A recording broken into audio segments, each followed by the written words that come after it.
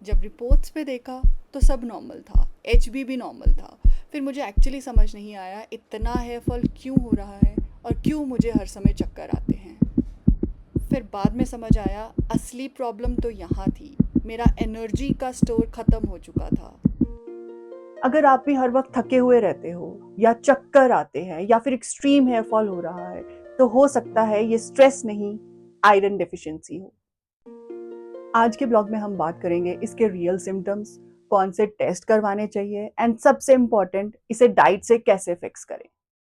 Iron एक essential mineral है जो आपके हीमोग्लोबिन का एक कोर पार्ट है, और हीमोग्लोबिन का काम होता है ऑक्सीजन ट्रांसपोर्ट करना। थोड़ा कंफ्यूजिंग लगा ना? इट्स ओके, सिंपल लैंग्वेज में समझाती हूँ। सोच के देखिए, आपकी बॉडी एक शहर है और इसके अंदर जितने भी सेल्स है वो शहर के सिटीजन्स है। हर सिटीजन को काम करने के लिए ऑक्सीजन चाहिए। सो हीमोग्लोबिन एक टैक्सी का काम करती है, आपके लंग से ऑक्सीजन को पिक करती है और पूरे सेल्स तक ड्रॉप करती है। और उस टैक्सी का ड्राइवर है आयरन। अब सोच के देखिए, अगर आयरन नहीं होगा तो ऑक्सीजन सेल्स तक कैसे पहुंचेगी? आयरन की कमी के कुछ साइंस होते हैं जो अक्सर इग्नोर किए जाते हैं।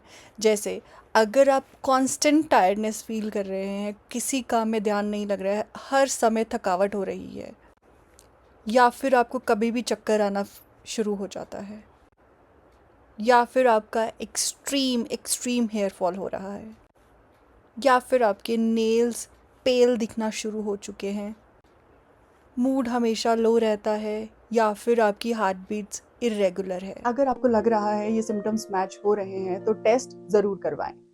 एचबी, सीरम फेरेटिन जो आपके आयरन स्टोर्स दिखाता है, serum iron and TIBC, total iron binding capacity. Sometimes क्या होता है, आपका एचबी नॉर्मल आ जाता है बट आपका फेरेटिन लो होता है, जिसे हम लेटेंट डिफिशिएंसी कहते हैं, और ये बहुत कॉमन है women, teenagers and veg eaters में।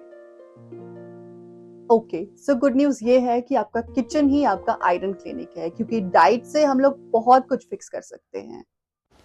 पालक, बथुआ, मेथी, इन सब में आयरन बहुत होता है, लेकिन एब्जॉर्प्शन उसकी अच्छी तभी होती है जब साथ में विटामिन सी हो। इसलिए कभी दाल पालक बनाओ तो उसमें थोड़ा सा लेमन स्क्वीज़ कर लो, या कभी मेथी परांठा बना रहे हो तो उसको पेयर अप कर लो आंवला मिंट चटनी के साथ। बीटरूट चीला एक अच्छी ऑप्शन है। बीटरूट में फोलेट भी होता है जो आयरन एब्जॉर्प्शन में मदद करता है। ब्रेकफास्ट में ऐड कर सकते हो अपना, क्योंकि सिंपल भी है, कलरफुल भी है एंड आयरन रिच भी है। नेचुरल स्वीट्स के लिए आप गुड़ और तिल के लड्डू बना सकते हैं। गुड़ और तिल दोनों ही आयरन रिच हैं, और जब आप पोस्ट लंच 1 टीस्पून गुड़ लेते हो, वो डाइजेशन भी बेटर करता है और आपको एनर्जी भी देता है। अगर आप दाल या सब्ज़ी आयरन कढ़ाई में बनाते हो तो नेचुरल आयरन खाने में आ जाता है। इसीलिए कुकिंग के लिए प्रेफर करें आयरन के यूटेंसिल्स। कई बार हम आयरन रिच फूड खाते हैं बट कुछ गलतियां ऐसी करते हैं जिसकी वजह से आयरन एब्सॉर्ब नहीं होता है, जैसे कि खाना खाने के एकदम बाद चाय या कॉफ़ी लेना, उसकी वजह से आपकी आयरन एब्जॉर्प्शन रुक जाती है। Now the question is, iron supplements कब लिए जाते हैं? ओके, सो अगर आप प्रेग्नेंट हैं, आप लैक्टेटिंग मदर हैं, या फिर बहुत हैवी फ्लो हो रहा है, हैवी ब्लीडिंग हो रही है, या फिर आपका फेरेटिन 10 से नीचे है, तो डॉक्टर आपको आयरन सप्लीमेंट्स रिकमेंड करते हैं एंड आपको लेने भी पड़ते हैं।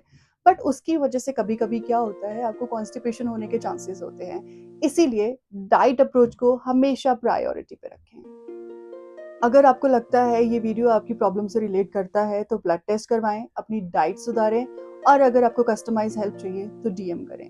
मैं हूँ डाइटिशियन प्रियंका। मिलते हैं नेक्स्ट वीडियो में एक nu real life real solution के साथ। Thank you so much.